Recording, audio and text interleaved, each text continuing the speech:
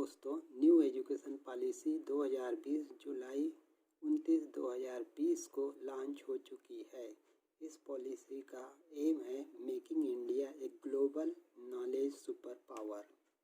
चलिए इस new education policy के कुछ फीचर्स के बारे में हम जानकारी प्राप्त कर लेते हैं।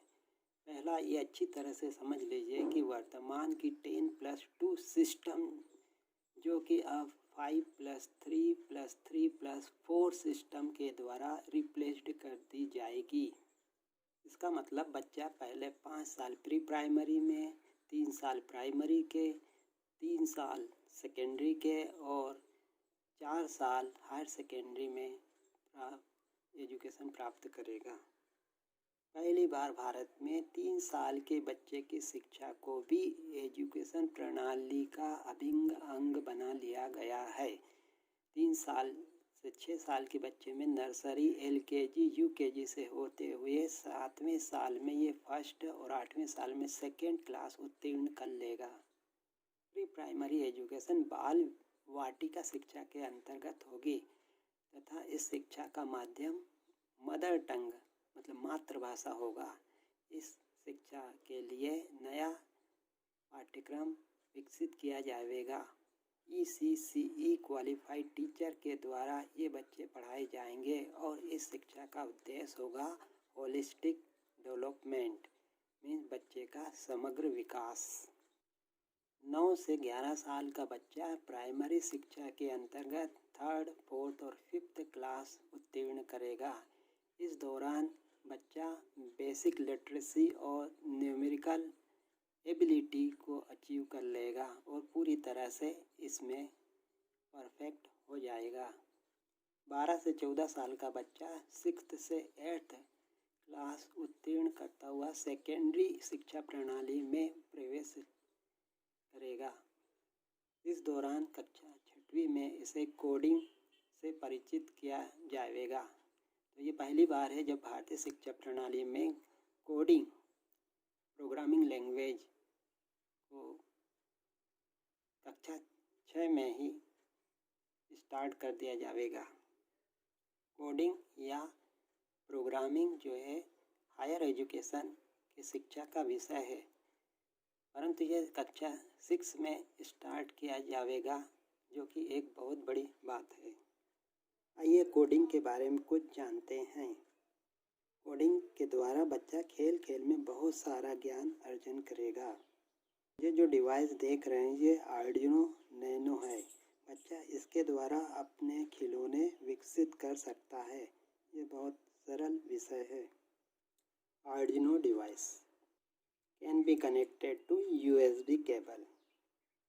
फिर इसे कंप्यूटर से कनेक्ट करके इस डिवाइस की मेमोरी में प्रोग्राम डाला जा सकता है। इससे बच्चा अपने बहुत सारे खिलौने बना सकता है। तो इस तरह कोडिंग बच्चे के लिए एक मनोरंजन के साथ साथ ज्ञानवर्धक होगी। तो ये भारत सरकार का बहुत अच्छा प्रोग्राम होगा और घर घर में या हम कहें बाल स्तर पर प्रोग्रामिंग की बातें होने लगेगी और देश में प्रोग्रामिंग का एक माहौल जैसा बनेगा। इस स्तर पर बच्चा हिंदी, संस्कृत और रीजनिंग लैंग्वेज में शिक्षा प्राप्त करेगा। Vocational training for gifted children will be started. 15 से 19 साल का बच्चा हायर सेकेंडरी लेवल पर शिक्षा प्राप्त करेगा। 9th क्लास में उसे किसी भी डिसिप्लिन को चयन करने की आज़ादी होगी।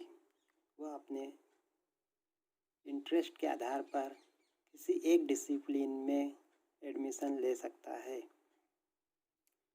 Adult teaching will be provided to higher age children. मतलब जो ऐसे बच्चे हैं जो घर पर है और बड़ी एज के हो गए तो उन पर घर पर ही उन्हें शिक्षा प्रदान की जाएगी। जितने भी कंटेंट है वह रीजनल लैंग्वेज में डेवलप किए जाएंगे और जितने भी एजुकेशनल सॉफ्टवेयर है वो दिव्यांग फ्रेंडली होंगे। तो दिव्यांग फ्रेंडली या दिव्यांग बच्चों के लिए ऐसे सॉफ्टवेयर डेवलप किए जाएंगे जिससे उन्हें चलाने में बहुत सुविधा होगी। बोर्ड एग्जामिनेशन का पैटर्न पूरी तरह से चेंज कर दिया जाएगा और यह वेरिएबल मॉडल के ऊपर बेस्ड होगी, जैसे annual, semester, modular based examination. Board exam का इम्पोर्टेंस कम कर दिया जाएगा, वह साल में 2 बार आयोजित की जाएगी।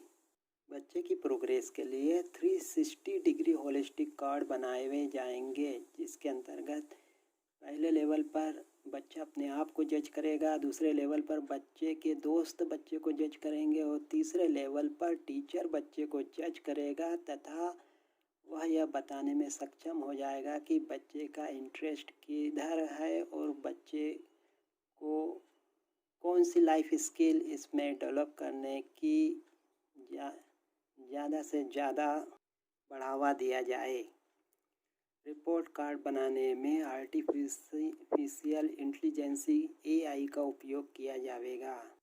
अब IIT और IIM मल्टी डिसिप्लिनरी इंस्टीट्यूट में कन्वर्ट किए जाएंगे। इसका मतलब है कि बच्चा इंजीनियरिंग सब्जेक्ट लेते हुए आर्ट, म्यूजिक और लिटरेचर की स्टडी भी जारी रख सकता है जिसमें उसको इंटरेस्ट है।